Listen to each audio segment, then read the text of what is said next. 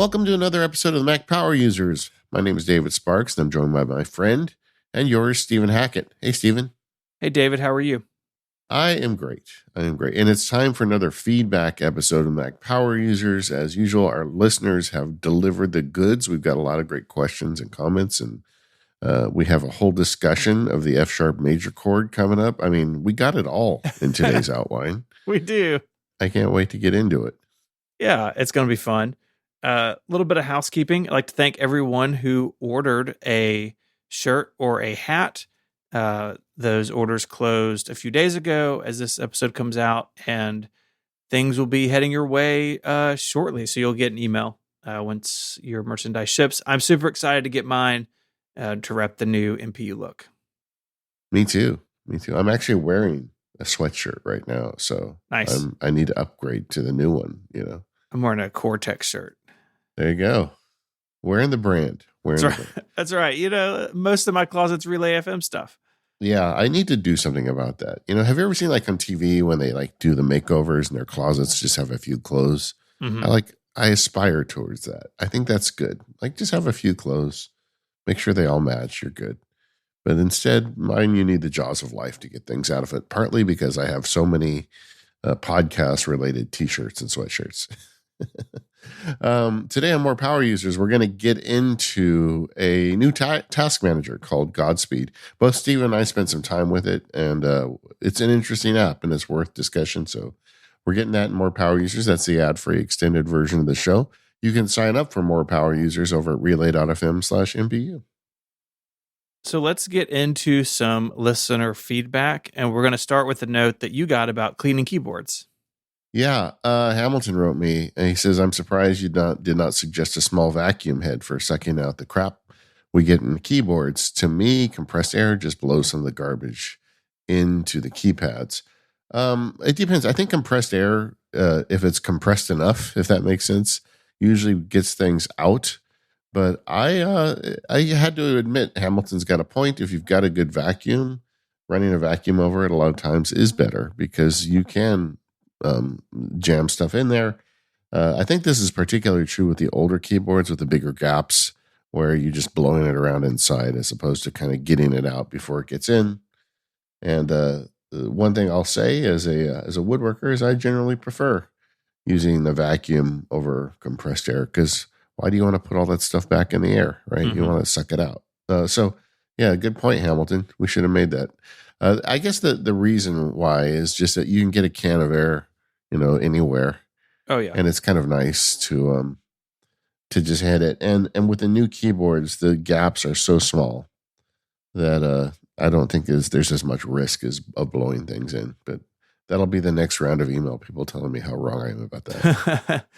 And there are like anti-static vacuums. You don't want to use like your shop vac on sensitive electronic equipment. I'm sure it'd be fine on a keyboard, but if you crack open your PC case, like you can't just stick any old vacuum in there because they have static discharge and that sort of thing. Yeah.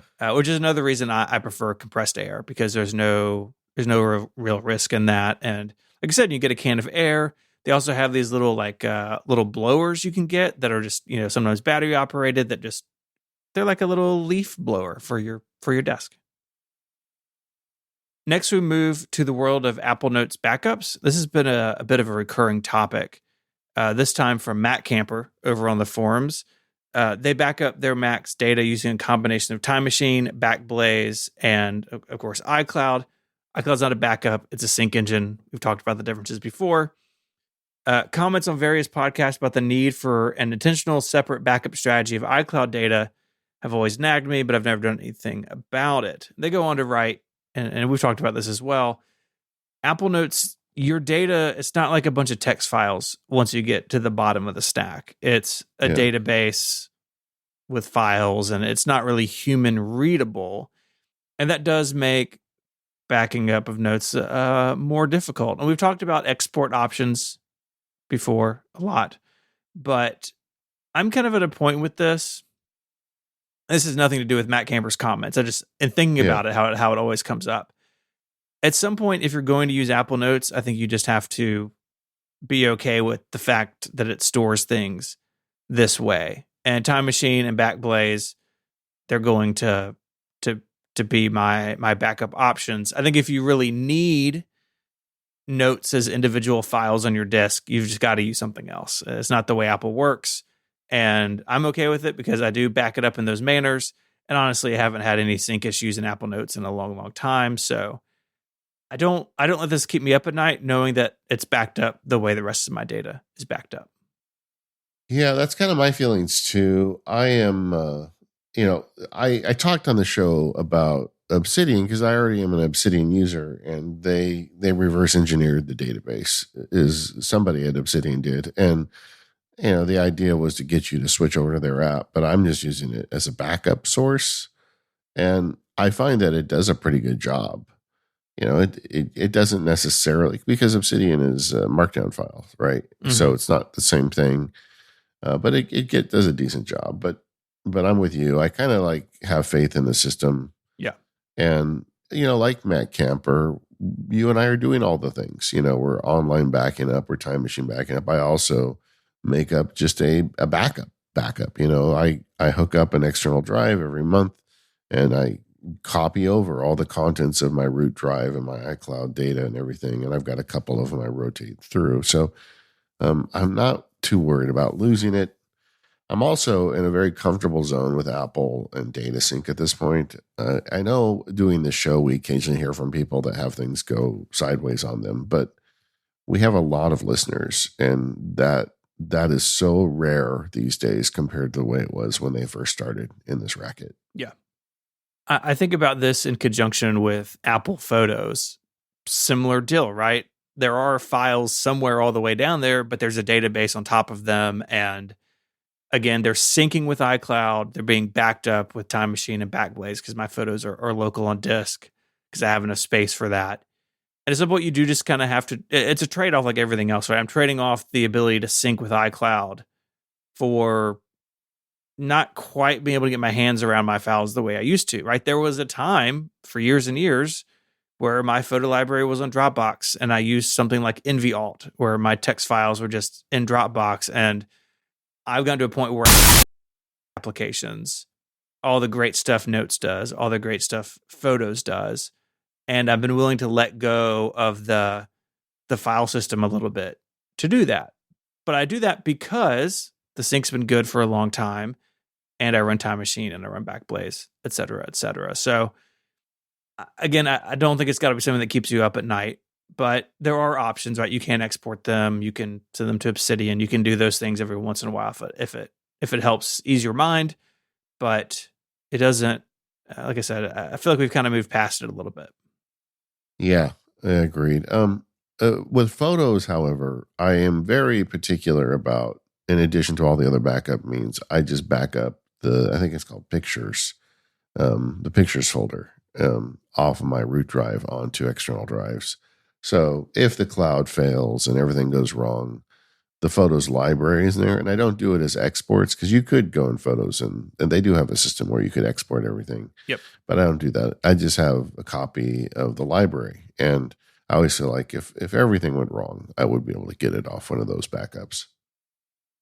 One other thing on Notes while we're talking about it, when we did the Notes show, I mentioned this Alfred plugin for Note Search, which I had kind of found in the research for that show. Man, I love that plugin. I use it all the time now. Me too. Yeah, it's just so easy. You just type in space and then the name of a note, and it goes to it for you. So if that one passed you by in the last episode we talked about Notes, go check it out. I'll put a link for it in the notes here. Yeah, it really is. It is so good.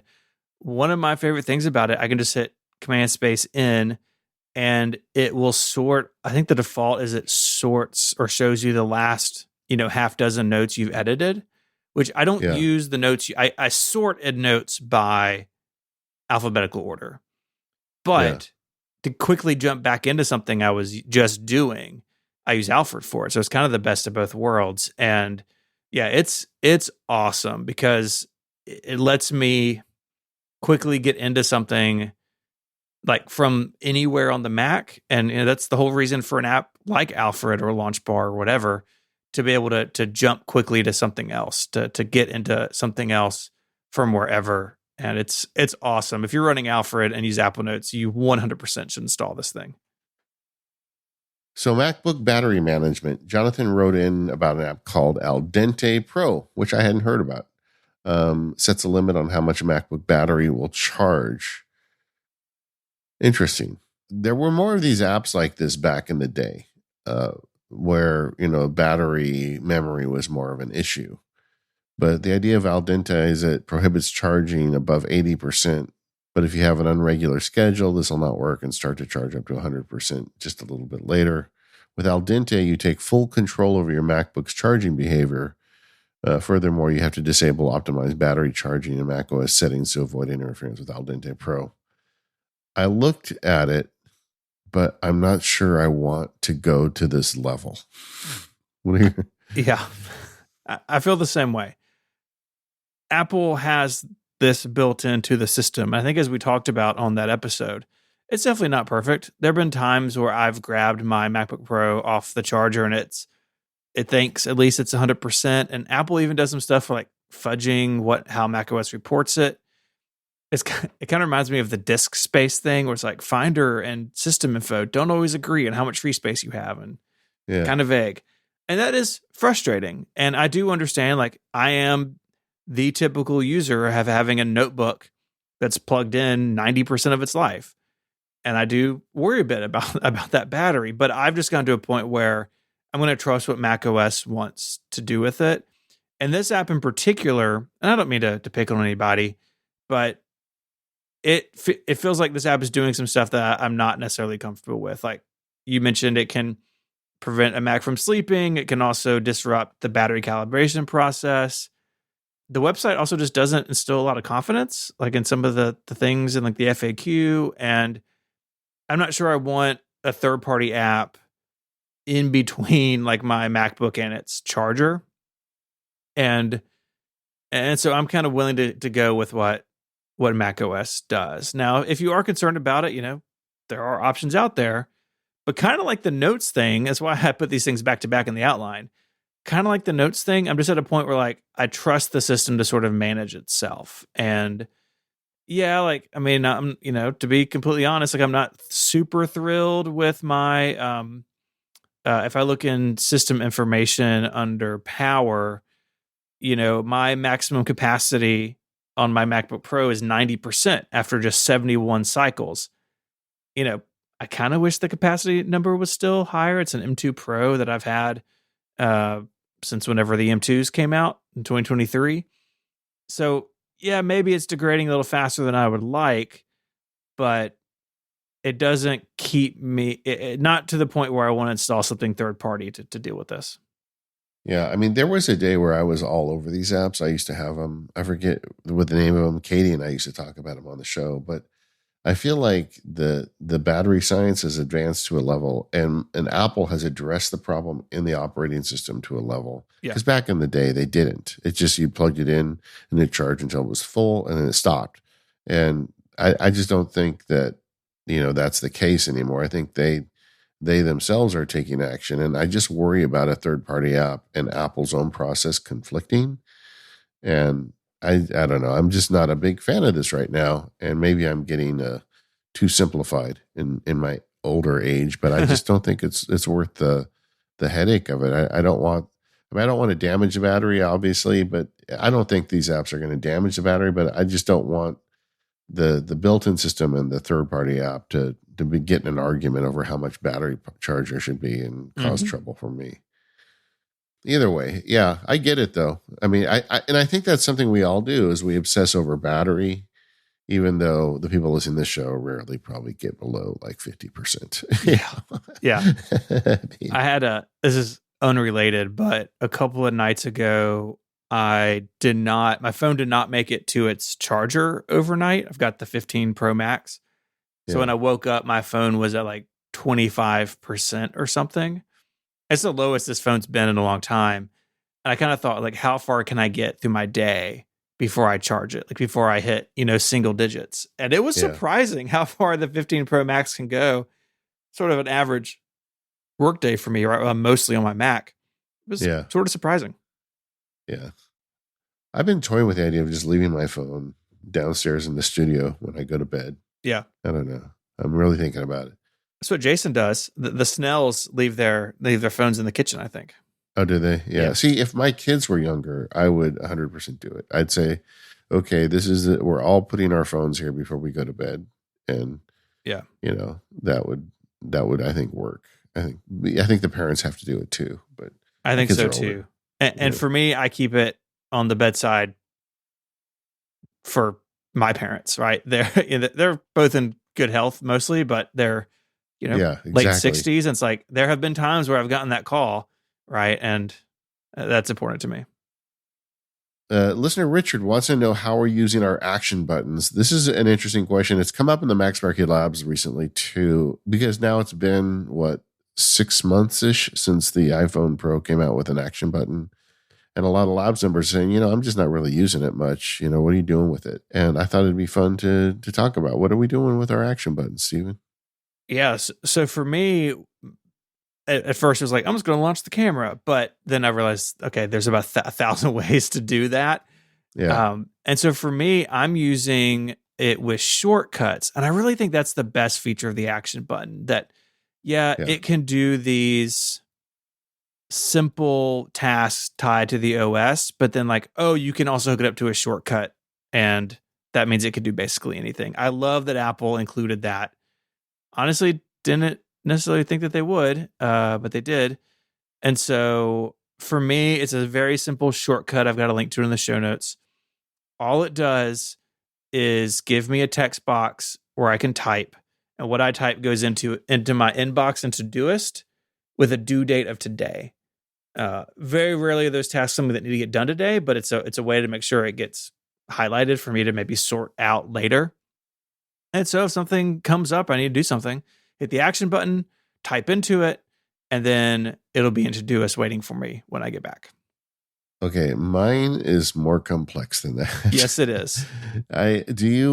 How deep you want me to go down this rabbit hole? All the way, man. Okay, all right. So I'm using a shortcut as well, but it is a complex shortcut. If you ever listen to the Automators podcast, you know that I like those. So what I do, I've got I'm using if statements in shortcuts. So the first one is an if statement looking to see if the phone is face down. And so that's the first one. If the phone is face down and I hit the action button, then it mutes the phone, just kind of like the old thing did, right? And my thought on that was, well, if I've got it face down and I probably don't want it to make any noise, so I can hit the action button. And it's funny because when I originally built that shortcut, I made it toggle, but then I realized, oh, that's not good because I could be turning the mute off by that. So I just made it, no, it just turns the mute on. I am doing that with a third-party app called Actions. Coincidentally, just yesterday, Rosemary Orchard told me that there's a new built-in face down detection in the built-in Actions in Shortcuts. So I'm going to update it. But the one that I put in for the download is using the Actions app. So, sometimes you have to go to third-party apps to get something that's not in Shortcuts already, and Actions is a good one. So either way, the first thing it does, it says, hey, is the phone down? When I push the button, it checks. Oh, the phone's face down, then turn on the mute and stop the shortcut. So that's all it does. But then if it's face up, then it says, okay, what focus mode is he in? And then it does a bunch of different things depending on what your focus mode is, because I really operate on focus modes, like 100%. And like right now, I'm in podcasting focus mode. And if I hold down the action button, it's going to give me options to turn on the recording light. Send a text to my wife and kids saying I'm podcasting, leave me alone. Just like all the stuff I do related to podcasting on my phone can appear when I hold the action button down and I'm in podcasting mode. I can get your time zone. I can get Rosemary and Mike's time zones. Just like the stuff I need. So it's a real useful way to make it contextually aware. And I love the idea of using focus modes to turn your one iPhone into 10 iPhones. You know how there's this thing now where everybody buys, I forget the name of it. There's like this phone that is like kind of intentionally stupid. It doesn't do much, and everybody's buying this phone saying, I need, to get away from distraction. So I'm going to get this one. You could totally do that with a focus mode. You don't need to go buy a new phone. Uh, but either way, so I go through each focus mode, and generally what happens is it looks at what focus mode you're in, and then runs a choose from menu command. And when you see mine, it's not going to work for you because you don't have all my same app profiles and focus modes, but you'll be able to go through and just, rewire it.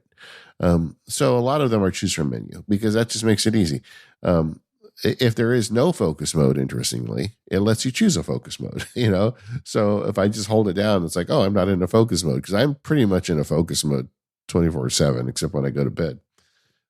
Some others are interesting. I did the Disneyland one. I have a Disneyland focus mode. That one's triggered whenever I'm in the neighborhood of Anaheim, and it does a bunch of things to my phone. It puts on like the ticket app and puts on the timer and the stuff I use when I'm at Disneyland. But it also turns the action button into a sole purpose camera button. So I get the camera button just when I'm at Disneyland, because that's when I need it. You're at Disneyland, you run around, you see Mickey Mouse, you hold down the action button, the camera pops up, you can take his picture. The other ones I have, like a personal one, I'll just go through them. In the personal one, it is brings up like my Kindle app, my nap timer, journal entry, YouTube, stuff I want to do when I'm on personal time. If I'm in a focus mode for work, it gives me a bunch of time tracking, lighting setups because I shoot video a lot. I have different lighting setups I'm going to use. What else I have here? I also have a thing where I can capture into OmniFocus with it when I'm in work mode. Production mode for me is a little different. That's even more locked down because then I'm actually shooting video. And I've got a bunch of options that come there related to lighting. When I'm in do not disturb mode, I can turn on dark noise with a thunderstorm sound or capture a thought into drafts. So all of this stuff for me is contextual. And it sounds a little nutty. And if you look at my shortcut, it will even seem more nutty, but it actually really works. And as a result, I use it all the time. I think that's the real key there is taking some time and shortcuts, building something that fits where you are and what you want to do. There's rumors that it's going to come to all iPhones, and I suspect that probably will happen at some point. I don't know about this year or not, but I think it's here to stay. I think Apple changing the button on the side of the phone is a big deal, and I think tying it to shortcuts is just as big of a deal. Yeah, and there is this rumored capture button.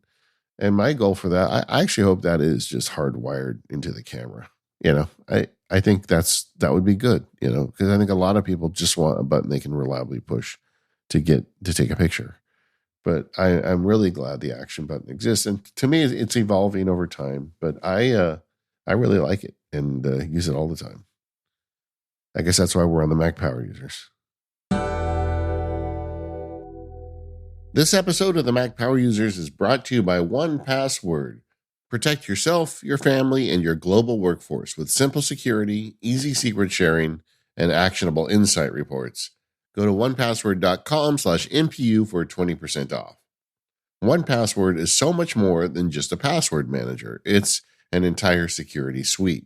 With 1Password, you can manage your online security from a single place with secure password sharing, automatic password generation when creating new accounts, and data breach alerts always at your fingertips with 1Password. It actually keeps track of the companies that you've got passwords with and lets you know if they've had a problem with their security. Once you're a 1Password customer, you can sign into any account on the first try every time, from passwords to passkeys and everything in between, like signing in with Google, Apple, Microsoft, and other providers. With 1Password, you can autofill everything. So stop hunting for information, save and fill usernames, passwords, two-factor authentication codes, form fields, and password information automatically. And best of all, you can store and share with confidence. Whether it's passwords, credit cards, medical records, even the front door codes, keep it all in 1Password, then securely share with your family or friends or coworkers. You can send individual secrets to anyone, even if they don't use 1Password. Both Stephen and I use and trust 1Password. I've been a paying customer Since the product premiered so long ago, they've just taken great care of me, and I love having 1Password at my back, protecting my security on the internet. So whether you're a family, an individual, or a company, they've got options for you. Just head over to onepassword.com/MPU right now for that 20% off and check it out.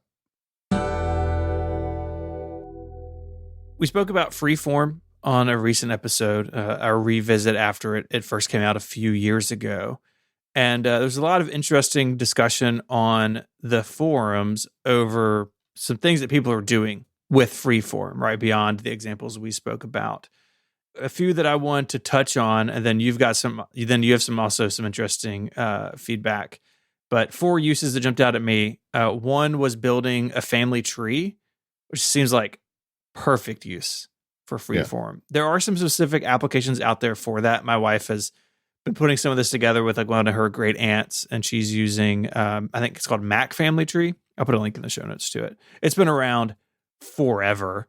And now it's on the App Store. Like I think the first version of this I got her was in a box from the Apple Store, like an actual box software used to come in. Remember that? I remember that. Yeah, I do. What a time.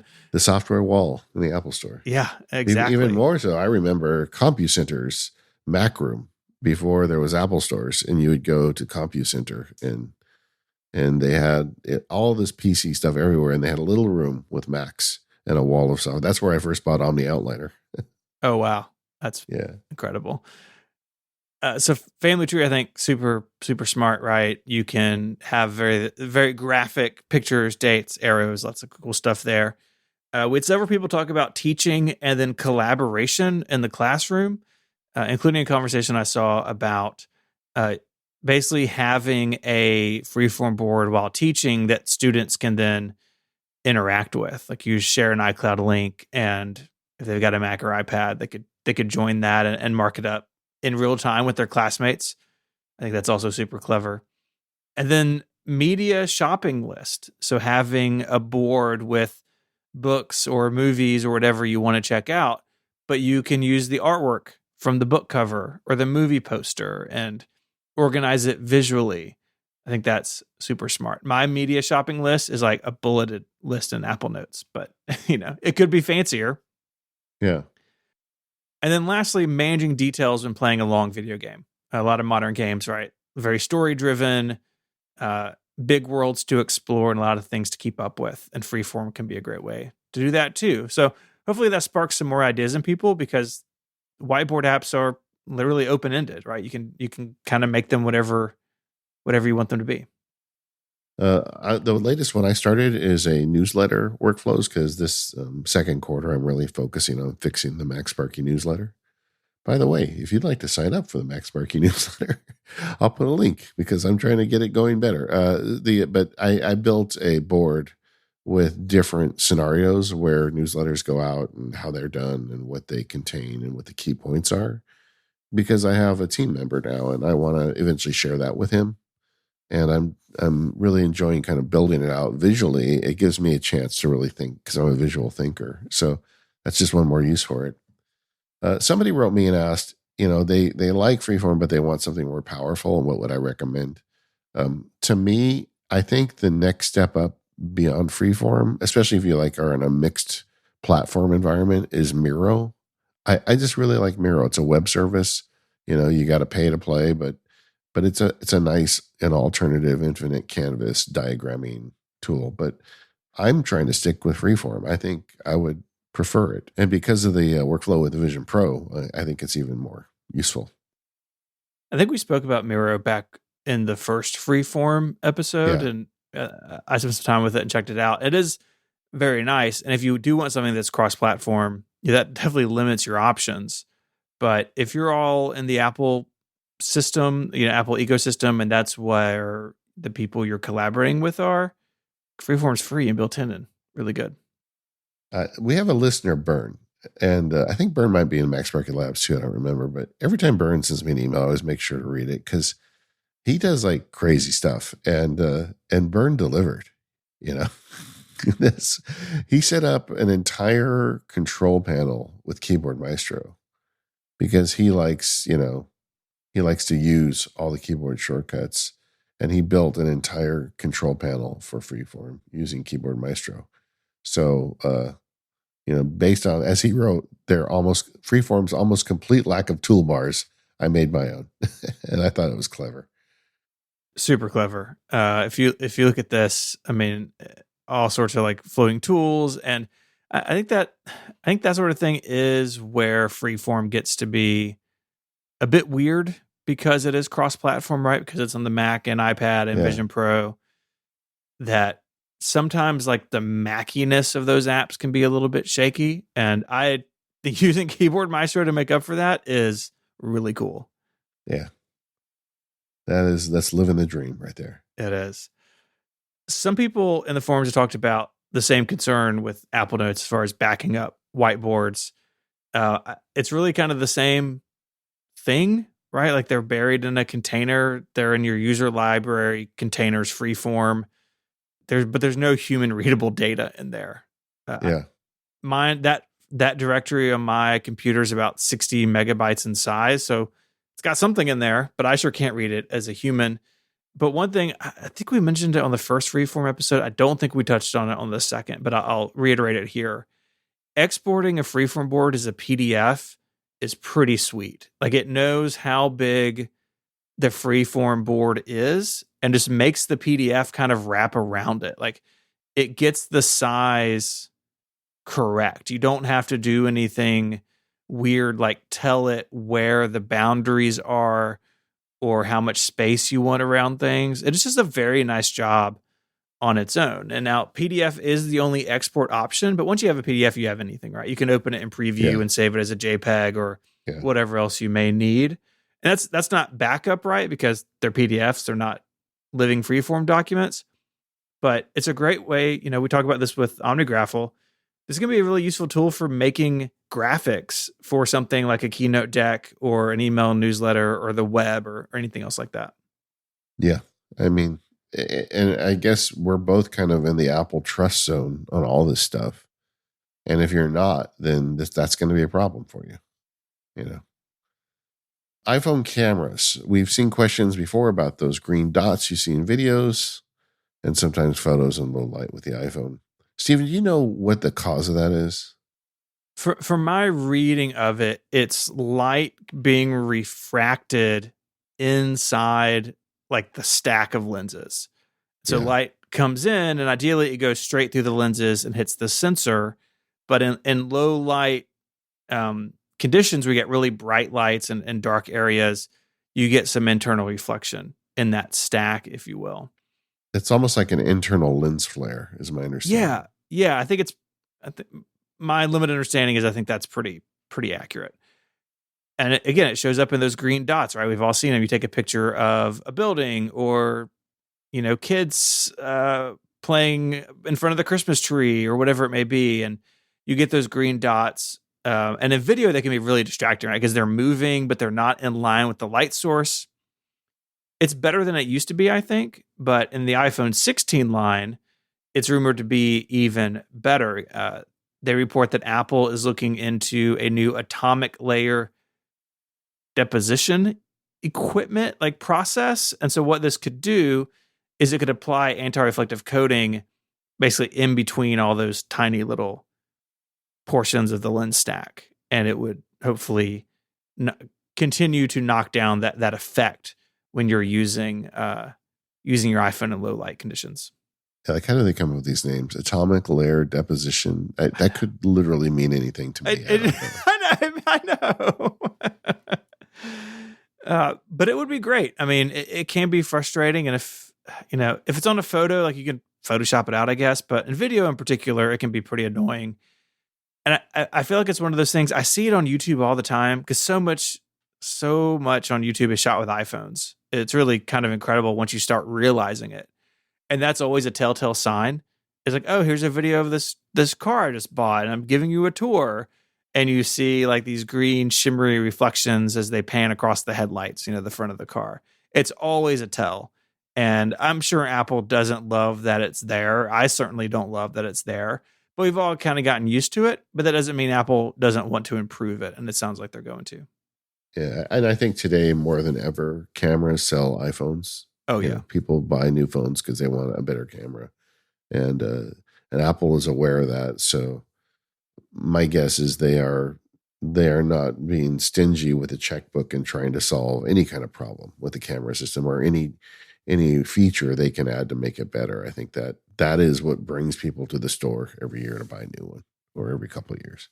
I think that's totally true. Just the other day, it's anecdotal, but it fits. A friend of mine texted me. He's like, "Hey, I'm looking to buy a new phone. The 15 is free on my plan, or I can spend like $150, I think it was, and get a 15 Pro. What should I do?" I think she's coming from like a 11, maybe. Yeah. I was like, honestly, I spend the 150. I mean, I didn't even get into like you get a better processor and it's titanium. I didn't get any of that. I just Yeah. said the third camera being the zoom. I didn't even talk about the difference between the Pro and the Pro Max. But I was like, the zoom camera is fun and it gives you more options when shooting. And I think she's gonna go with the Pro just because of that, right? The rest of the stuff, I didn't bring it up because I knew it was not going to matter to her. What she wants to know is what's the difference between the cameras. I just had the conversation with my sister because she wants the big phone because of it's easier to read text when you get older. And I told her, well, now they have a less expensive big one. You don't have to get the Pro anymore. And she said, well, what's the difference? I said, the zoom lens. Basically, for her, that's the only thing that matters. The titanium doesn't matter, the processor. She's like, oh, I don't need a zoom. And that was the decision matrix for her. Yeah, it's kind of wild, right? But people, that's what these things are to people. It really Yeah. is. And It's a camera with a phone inside it. yeah, yeah. If it never made phone calls, some people would be okay with that, I think. I think I'd be okay with it. That's why I don't understand these dumb phones people are buying, the anti notification, minimal phones, because they don't have as good of cameras. And I mean, there are things on the iPhone that are still really good that you're not going to get elsewhere. But go figure. Yeah, I don't think I understand that either. The iPhone's great. There's a reason things like AI pens and other things struggle because smartphone is pretty good and people like their phones. This episode of Mac Power Users is brought to you by NetSuite. Here's some quick math. The less your business spends on operations, multiple systems, and delivering your product or service, the more margin you have and the more money you get to keep. But with higher expenses on materials, employees, distribution, and borrowing, everything costs more now. So to reduce costs and headaches, smart businesses are graduating to NetSuite by Oracle. NetSuite is the #1 cloud financial system, bringing accounting, financial management, inventory, HR, and more into one platform with one source of truth. With NetSuite, you can reduce IT costs because NetSuite lives in the cloud with no hardware required, and it can be accessed from anywhere. You cut the cost of maintaining multiple systems because you've got one unified business management suite. You improve efficiency by bringing all your major businesses' processes into one platform, slashing manual tasks and errors. Over 37,000 companies have already made the move, so do the math. See how you'll profit with NetSuite. Finding ways to cut costs and boost business performance is really important right now. It's tough out here for small businesses, and NetSuite gives you the tools you need to do just that. By popular demand, NetSuite has extended its one-of-a-kind flexible financial program for a few more weeks. Head on over to netsuite.com/MPU to learn more. That's NETSUITE, netsuite.com/MPU. The link is in the show notes. Our thanks to NetSuite for the support of the show and Relay FM. Steven, I put what I felt like was red meat into the outline for you. Yeah. So we redid the sounds for Mac Power Users, and we talked about how the new sounds are kind of based on the Mac sounds, and with extra love and attention by Jim, and but there's more to it, and we didn't go completely down the rabbit hole. A couple of these really stand out. The first one is the startup sound, and that's what we start our show with. And I thought it would be fun to talk about it because there's some elements to this. I wasn't even aware And I don't have what a musician would call perfect pitch, right? Perfect pitch is where you can hear and know what it is exactly. But anybody with perfect pitch that has booted up a Mac may realize that the original boot up sound on the Mac is not in any key, any Western key. It's somewhere between F and F sharp. And it's like a unique sound that is not on any other. You don't hear it anywhere else because nobody is working in that soundscape, in that microtonal space between F and F sharp. And a lot of people were thinking, well, gee, that was so smart of them. They came up with a way to play the chord where nobody else is going to play the same chord because nobody else is going to choose to go in the middle of two pitches, right? Yeah. And if for some reason you've never heard, I don't know how you haven't, the Mac startup sound, we'll play it for you now so you can hear it. So you're saying it lives kind of in between notes. Yeah, it does. It's very strange that it does. And there's a story behind it. Jim Reeks was kind of the guy who made a bunch of these sounds when he was at Apple. And he wanted it to be really kind of uplifting. And he wrote it as a C major chord. We've got an article we're going to share with you if you want to go down the nitty gritty. He wrote it as a C major chord. But the way he did the intervals, there's a third on top and an E on top, which it just works. It sounds great. Mm-hmm. But at some point when it got implemented, the engineering staff adjusted the pitch with the computer. Somehow they, in computers, pitches can be at any interval, right? Or they can be at any range of hertz. And somehow it got adjusted without Jim realizing it. And it came out to this oddball F/F sharp thing. And that's the funny thing about the articles. The author of the article thought this was an intentional act by Apple to carve out their own space. But it was just implementation screwed it up, and it ended up, so it landed somewhere between F and F sharp. and they've tweaked it over time, right? The tone at the beginning of our show is actually from a Quadra AV. Not quite exactly what we have today. And it even went away for a little while. Remember that? Like they're in like the bad MacBook Pro years. No startup sound. That was sad. What are you doing? It's such a fundamental part of what the Mac is. I feel like getting rid of it was terrible. And they brought it back. It has been tweaked a little bit. I do find it super interesting, the complexity behind it, because it's something millions of people have heard, millions of times around the world. You don't even think about it, right? And we hear it a lot less now than we used to. You used to restart your Mac all the time. In fact, we'll get to death sounds here in a few minutes. Yeah. But you used to hear that sound all the time, right? At least the older versions. And as Macs have become more stable and better, you restart less and less. But it's this like little piece of whimsy, right? Something worked. Some people worked really hard on it and really thought about it. And it's like there's just one detail in a sea of 1,000. It's so cool and a special part of the Mac, I think. Yeah. And just to kind of finish up that story, when it came to the Mac power users, Jim fixed it. He put it solidly in the key of G. So he went up above F sharp to G. So we have a G major chord to start our show. So if you listen to it, it'll sound a little different to you than the Mac startup sound. I hope you're listening, Apple lawyers. We're using a different key. Sorry. But it sounds a little different. And to me, I actually think getting it out of that weird zone makes it more uplifting. I think it's more normal. Yeah, it's interesting. But that's just me. But yeah.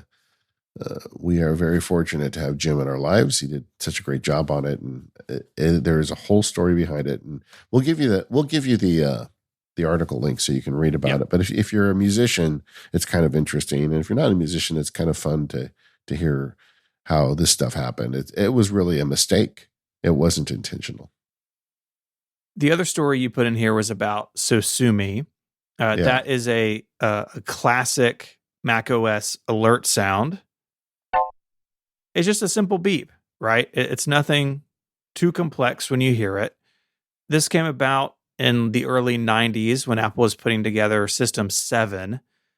And the name Sosumi is a little bit of a protest. And so back 100,000 years ago, Apple Corps sued Apple Computer. Apple Corps being the I guess the label for the Beatles, like their business entity they were involved with.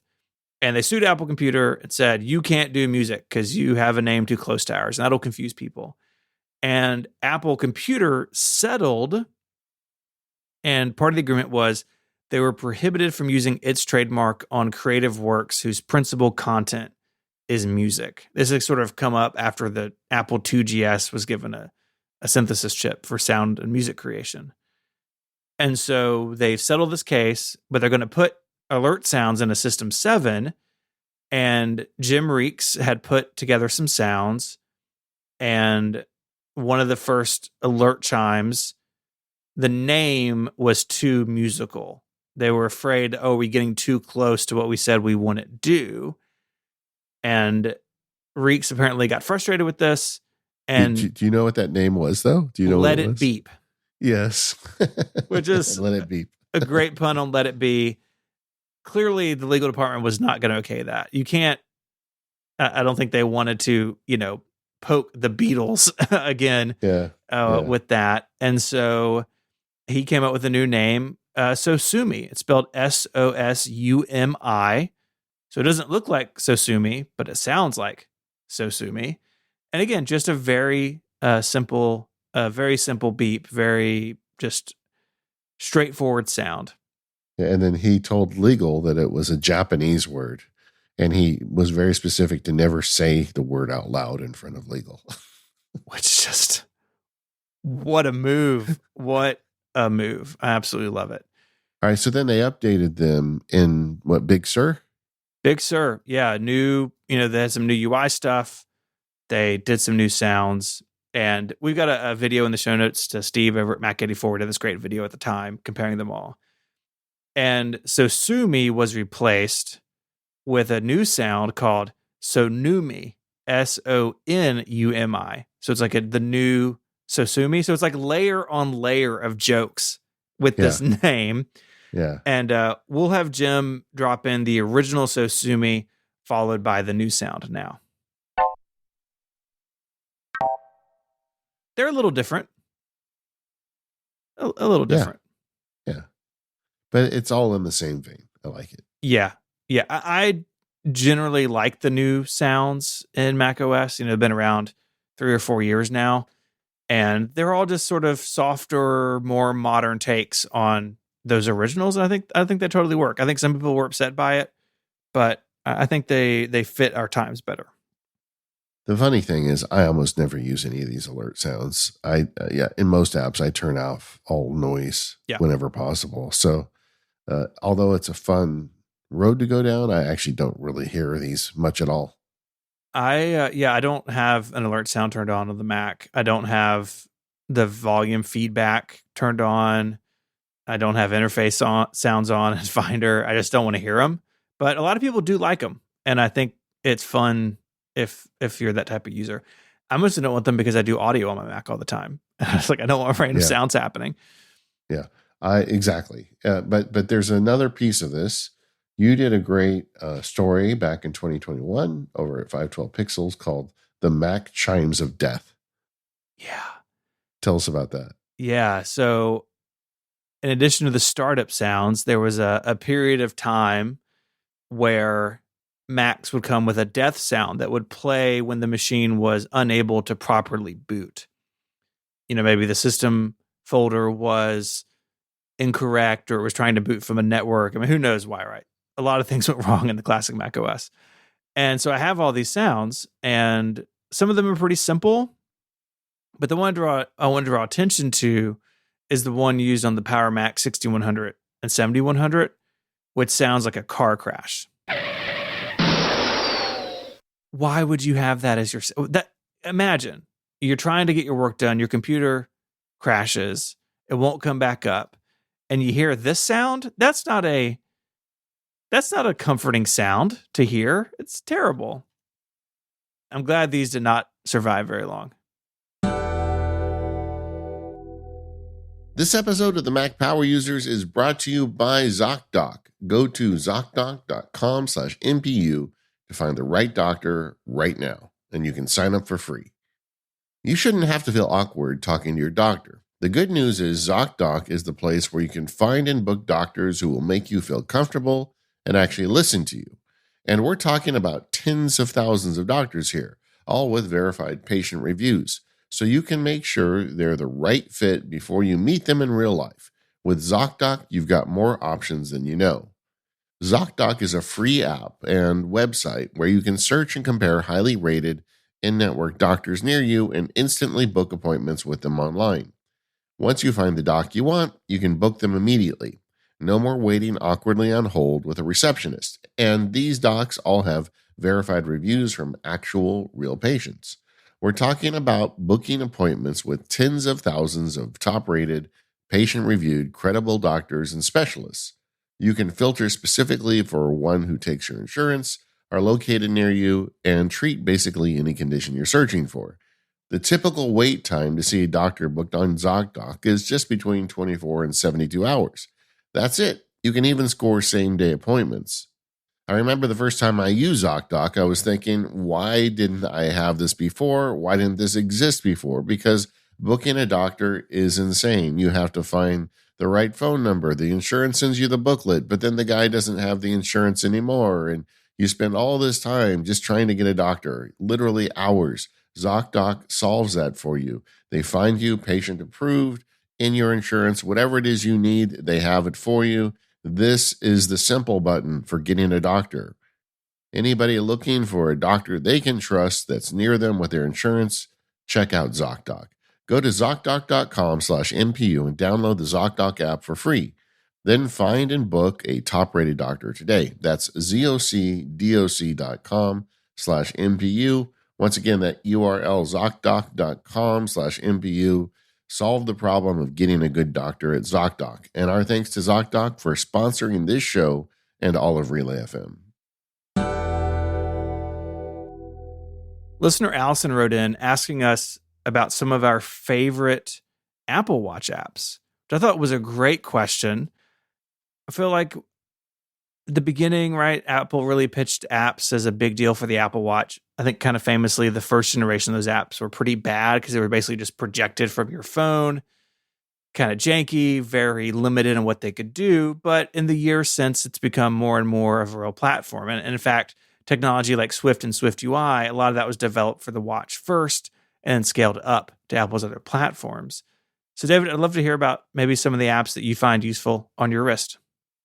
Yeah, it's not many, to tell you the truth. Same. But there's a lot of informational apps that are useful, like all of the airline apps I have on my phone, because I like that, when I'm in the airport, it gives me the ticket and information, that kind of stuff that feeds you information.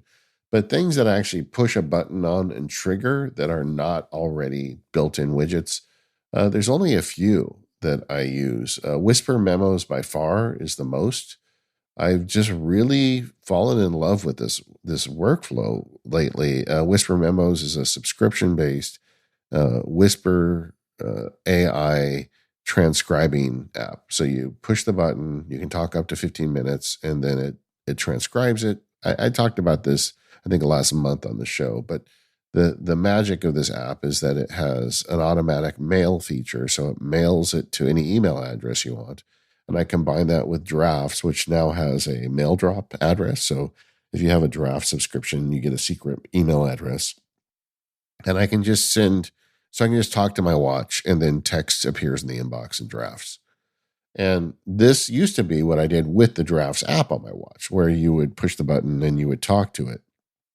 But I find Whisper Memos is better at this because, it's doing the transcription somewhere in the cloud.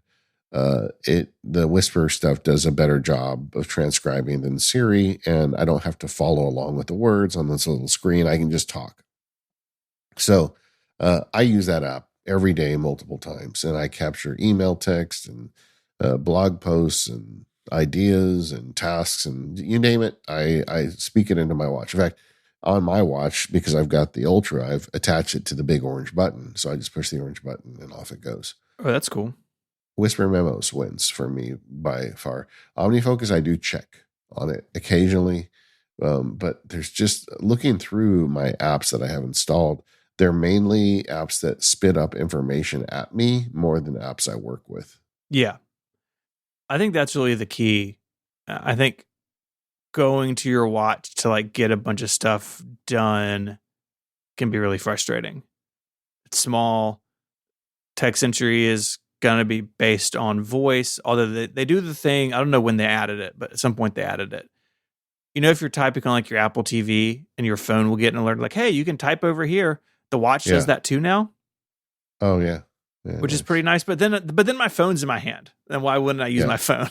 Right. Yeah. So yeah, Whisper Memos, drafts, OmniFocus, all great. For me, I think the best Apple Watch app, maybe period, is Carrot Weather.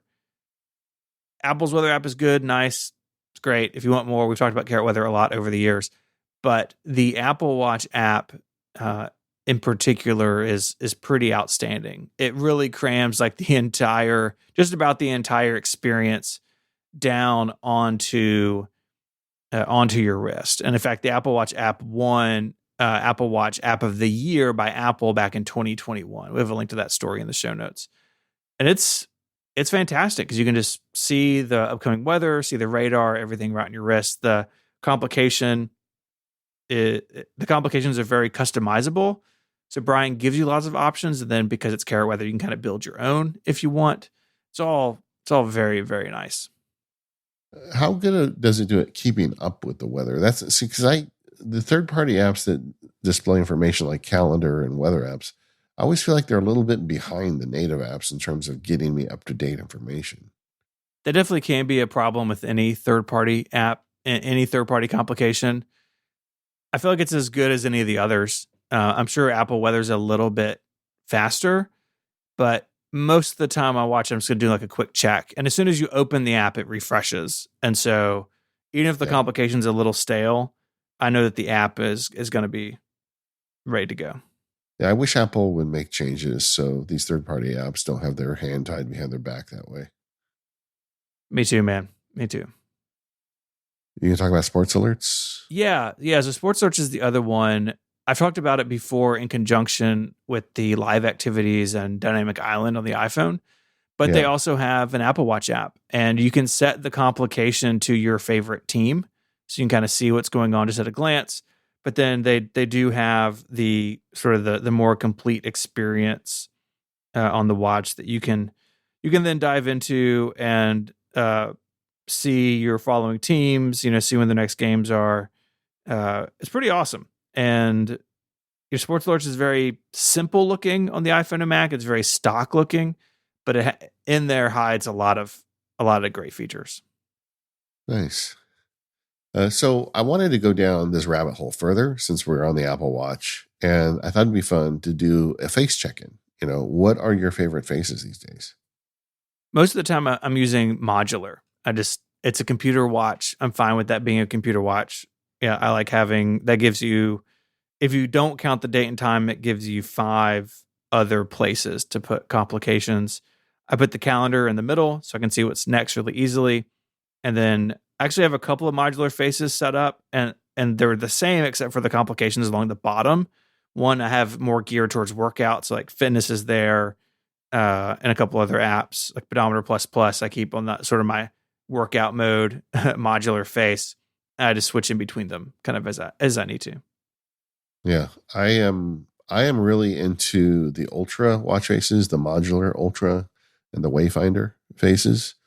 And I still make, again, I talked earlier about focus modes, but I have a different watch face for every focus mode. So I can just look at my wrist to know which focus mode I'm in. And so I've got a variety of them. And sometimes it's like color highlighting or whatever, depending on what I'm doing. But kind of when I go to the weekend, I go to the analog watch face. And otherwise I have a version of modular Ultra with colors and widgets to accommodate whatever my mode is. Like right now I'm in podcast mode. So I've got, widgets that show me the time in Memphis, the time in London, and, the weather and and when the sunset goes down, so I know if I need to put the blinds up or not, if I'm recording with a video camera, and timers and just the various bits and bobs I use when I'm podcasting or recording. Mm-hmm.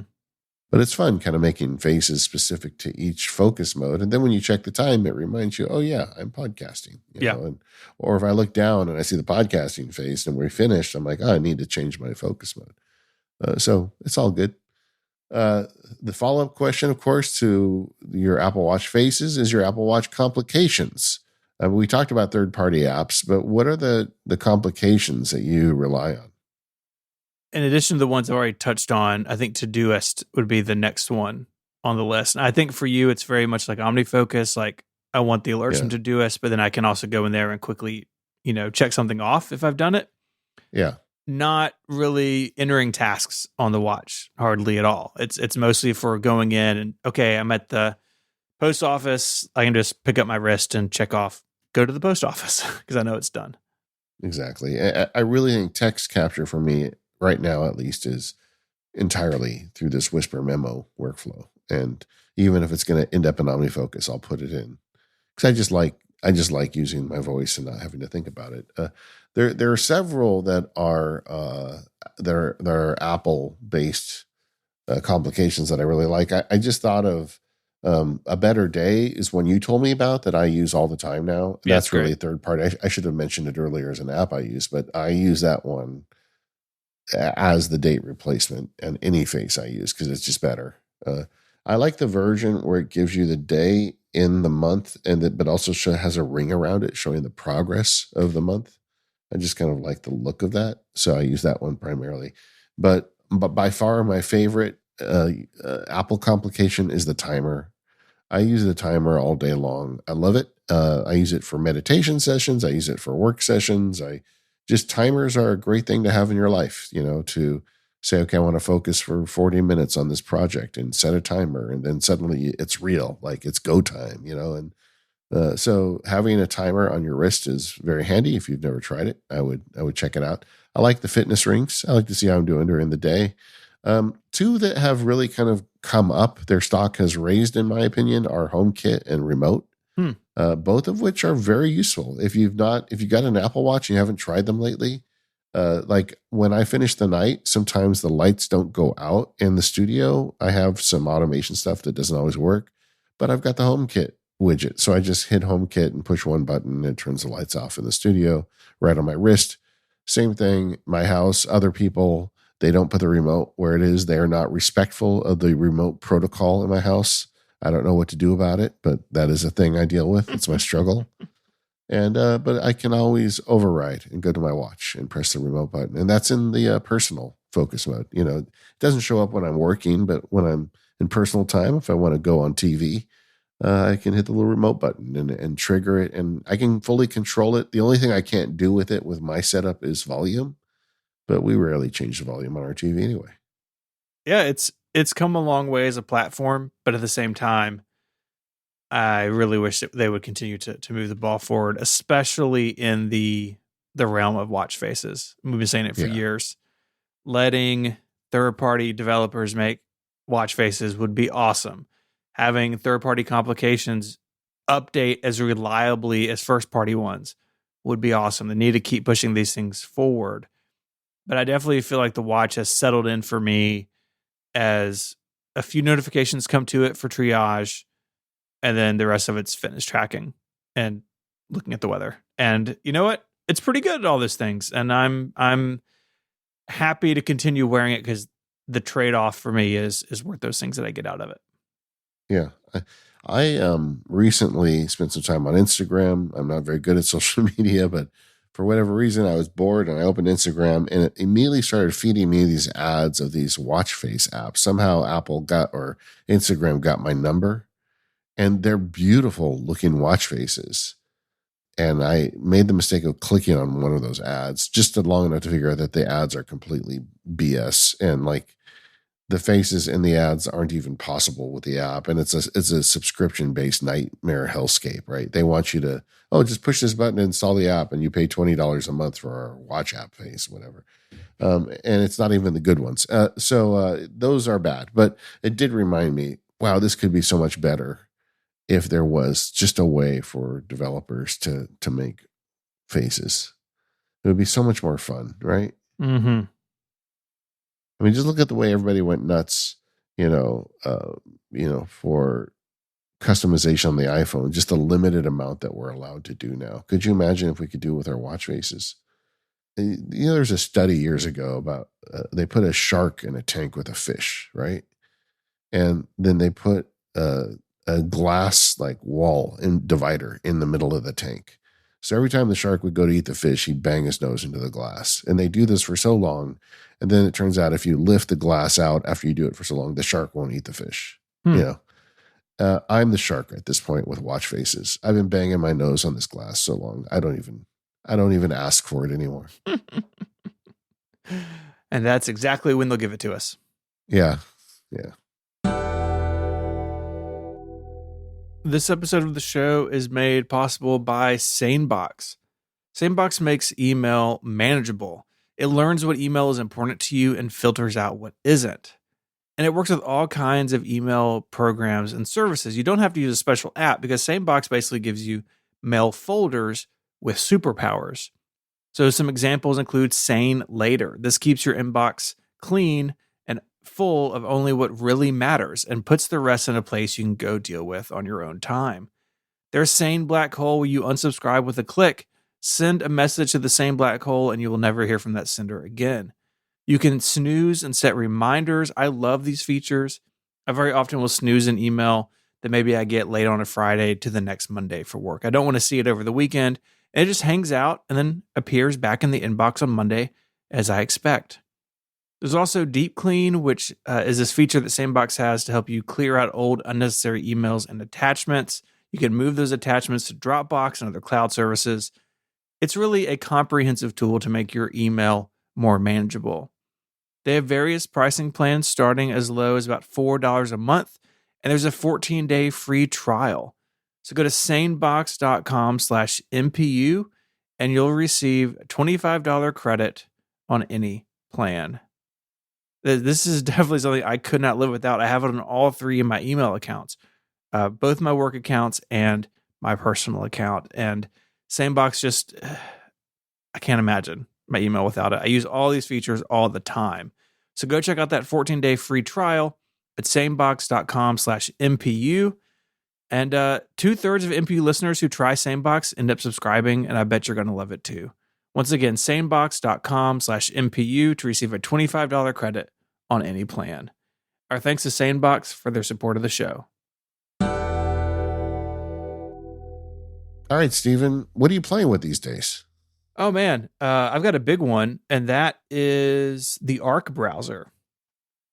This is a browser that's built on Chromium. I'm sure lots of people have experimented with it. I'm a little late to it. There were some invites the cool kids got.